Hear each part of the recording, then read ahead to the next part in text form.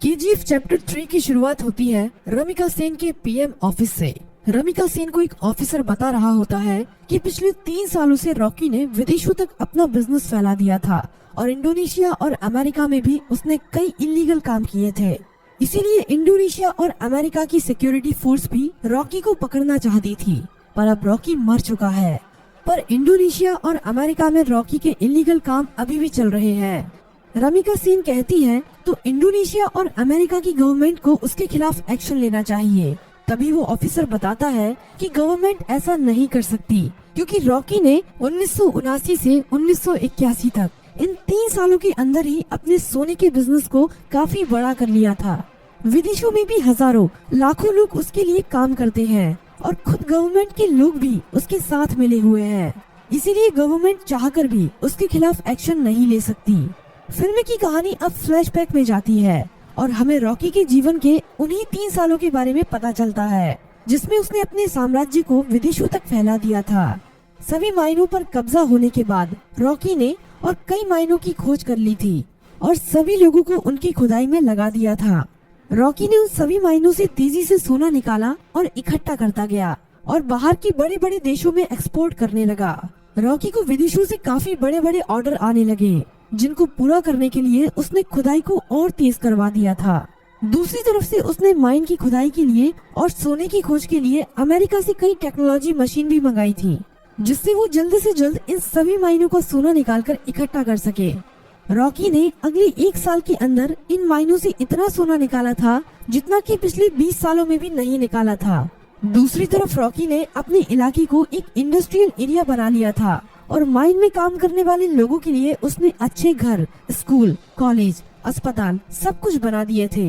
इसीलिए खुदाई करने वाले लोग उसे काफी पसंद करते थे और उसके लिए अपनी जान देने के लिए भी तैयार थे। धीरे धीरे करके रॉकी का साम्राज्य बड़ा ही होता जा रहा था। विदेशों में सोने का एक्सपोर्ट करते करते रॉकी की जान पहचान भी विदेशों की सरकार से भी हो गई और सरकारों के कई लोग रॉकी के साथ मिल गए। रॉकी कई बार इंडोनेशिया और अमेरिका में भी गया था। वहाँ पर भी उसने अपने सोने के साम्राज्य को काफी बड़ा कर लिया था। इस साम्राज्य को फैलाने में सरकार के कई लोगों ने उसकी मदद की थी और रॉकी ने एक गैंग अपनी इंडोनेशिया में और एक अमेरिका में भी खड़ी कर ली थी और रॉकी ने इन गैंग के लिए अपना एक एक लीडर भी बना लिया था और रॉकी उन सभी का राजा बन गया था। इस तरह से रॉकी ने अपने साम्राज्य को विदेशों तक फैला दिया था। अब कहानी फ्लैशबैक से बाहर आती है और हमें दिखाया जाता है कि जब रमिका सेन ने भारत में रॉकी के साम्राज्य को खत्म कर दिया था और रॉकी अपना सारा सोना लेकर समुद्र के बीच में चला गया था, वहाँ पर रॉकी ने इंडियन नेवी को खुद मैसेज करके उसे मारने के लिए कहा था। तब इंडियन नेवी ने रॉकी की शिप पर मिसाइल छोड़कर रॉकी को मार दिया था, पर रॉकी वहाँ पर मरा नहीं था। रॉकी का सारा सोना उसी समुद्र की गहराइयों में उसी जहाज में दफन है और रॉकी को अमेरिका के सबमरीन ने बचा लिया था। ये सबमरीन अमेरिका के एक बिजनेसमैन की थी, जिसे रॉकी ने उन 3 सालों के बीच में अपना पार्टनर बना लिया था। रॉकी अब अमेरिका में सबसे छुपकर रह रहा था और वो महीने में कभी कभी इंडिया भी किसी को फोन करता था कि केजीएफ का क्या हुआ, केजीएफ को ठीक होने में कितना समय लगेगा। अब कहानी इंडिया में शिफ्ट होती है और हमें दिखाया जाता है कि सलार केजीएफ के तबाह होने के बाद केजीएफ को दोबारा से खड़ा कर रहा है और जो लोग बच गए थे उन सभी लोगों के साथ मिलकर रॉकी के साम्राज्य को दोबारा से खड़े करने में लगा हुआ है। सलार ये सभी रमिका सेन से छुपाकर कर रहा है, पर बहुत जल्द रमिका सेन को भी इसके बारे में पता चलने वाला है। धीरे धीरे करके सलार रॉकी के साम्राज्य को दोबारा से खड़ा कर देता है और दोबारा से माइनों में खुदाई शुरू हो जाती है। अब सलार रॉकी को फोन करता है और कहता है, मालिक, हमने आपका साम्राज्य दोबारा से खड़ा कर दिया है। जिस तरह आपने कहा था, अब आपके लौटने का समय आ चुका है। रॉकी कहता है, सलार, तुम्हारे लिए मेरे पास एक काम और है। तुम्हें उस सोने को समुद्र से निकालना है जो हमने इतने सालों से वहाँ पर छुपा के रखा है। वो हमारी माइनों से ही निकला हुआ सोना है। इसे हमें किसी भी कीमत पर समुद्र से निकालना है। इस सोने की मदद से ही मैं दोबारा से भारत में अपने साम्राज्य को खड़ा करूँगा। सलार सोने को समुद्र से निकालने के काम में लग जाता है और इंडिया में अब एंट्री होती है रॉकी की। सलार अपने लोगों को कहता है कि मालिक कई सालों के बाद यहाँ पर पधार रहे हैं, उनके स्वागत में कोई भी कमी नहीं रहनी चाहिए। किसी को नहीं पता था कि ये मालिक कौन है, रॉकी अकेला ही अमेरिका से आ रहा होता है। केजीएफ में रॉकी का स्वागत धूमधाम से किया जाता है। सभी लोग रॉकी को देखकर हैरान थे, क्योंकि उन्हें लग रहा था कि रॉकी मर चुका है, लेकिन रॉकी तो अभी जिंदा है। रॉकी अपनी माइनों का काम देखने के बाद सीधा मिलना चाहता था रमिका सेन से। सलार कहता है कि हम भी उसके साथ चलेंगे, पर रॉकी कहता है कि नहीं, मैं अकेला ही मिलने जाऊंगा। रॉकी अकेला ही अपनी रोल्स रॉयल कार में जा रहा होता है। तभी नाके पर पुलिस उसे पकड़ लेती है। पुलिस वाले जानते नहीं है कि वो रॉकी है। वो रॉकी के पास लाइसेंस न होने की वजह से और ओवर स्पीडिंग होने की वजह से थाने ले जाती है। वहाँ पर रॉकी कुछ नहीं बोलता, बस अपने आदमियों को फोन कर देता है। थाने में बड़ा ऑफिसर आता है और रॉकी से चिल्लाकर बात करने लगता है। तभी पूरा पुलिस स्टेशन हिलने लगता है और कई हेलीकॉप्टर और बंदूक लेकर रॉकी के आदमी यहाँ पहुँच जाते हैं। उन आदमियों से एक आदमी रॉकी का लाइसेंस लेकर थाने के अंदर आता है और पुलिस को लाइसेंस दिखाता है। पुलिस वाला लाइसेंस पर रॉकी का नाम पढ़कर हैरान रह जाता है और रॉकी को वहाँ से जाने देता है। रॉकी अब सीधा रमिका सेन से मिलने के लिए जाता है। रॉकी के पहुँचने से पहले वो पुलिस वाला रमिका सेन तक ये खबर पहुँचा देता है कि रॉकी अभी भी जिंदा है। रमिका सेन ये खबर सुनकर हैरान हो जाती है कि अभी तक रॉकी कैसे जिंदा है। रमिका सेन को ये खबर भी मिल जाती है कि रॉकी के यहाँ आने से पहले किसी ने केजीएफ को दोबारा से खड़ा कर दिया है और केजीएफ से अभी भी खुदाई करके सोना निकाला जा रहा है। अब पीएम ऑफिस में एंट्री होती है रॉकी की। सभी लोग रॉकी को देखकर हैरान थे।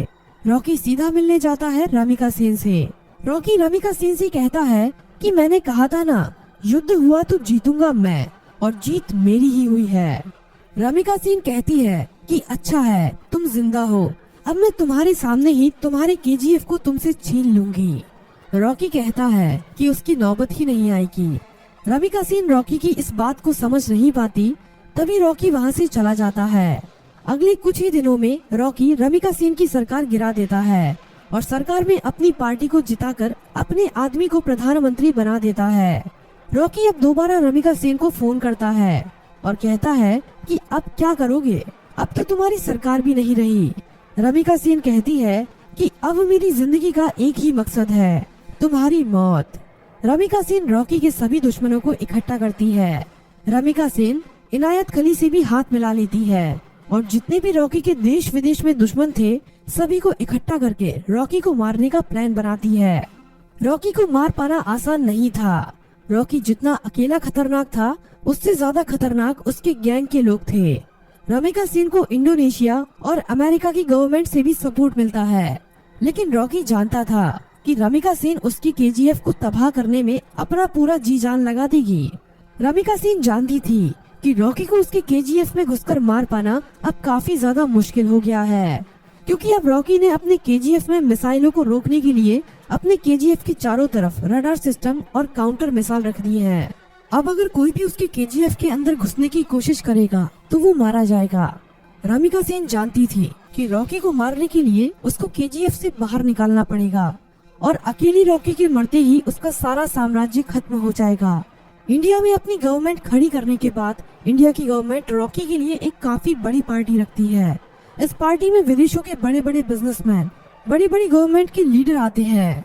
रॉकी की सिक्योरिटी के लिए इस पार्टी में काफी ज्यादा सिक्योरिटी लगी हुई थी। रॉकी पार्टी में पहुंच जाता है। थोड़ा नाच गाना होने के बाद पार्टी में एंट्री होती है रमिका सेन की। रॉकी से थोड़ी बातचीत करने के बाद रमिका सेन कहती है कि अब समय आ गया है कि तुम्हारे साम्राज्य को यहीं पर खत्म कर दिया जाए। पर तभी रॉकी के चारों तरफ हजारों लोग उसके ऊपर बंदूक तानकर खड़े हो जाते हैं। रॉकी की खुद की गवर्नमेंट उसे धोखा दे देती है और विदेशों से आए हुए बिजनेसमैन भी उसकी मौत का तमाशा देखने के लिए वहाँ पर आए हुए थे। सभी विदेशों के बिजनेसमैन चाहते थे कि रॉकी की मौत होने के बाद वो केजीएफ पर कब्जा कर लेंगे और अपने बिजनेस को फैलाएंगे और ढेरों पैसा कमाएंगे। ये सब देखकर रॉकी खुद हैरान रह जाता है, पर रॉकी जानता था कि एक दिन उसकी मौत जरूर होगी, इसीलिए वो अपने आखिरी पल में भी निडर रहता है। रमिका सेन कहती है कि देखा, आखिर तुम्हारे लोगों ने ही तुम्हें धोखा दे दिया। इतना कहते ही सभी लोग रॉकी को गोलियों से भून देते हैं और रॉकी की मौत वहीं पर हो जाती है और फिल्म यहीं पर खत्म हो जाती है।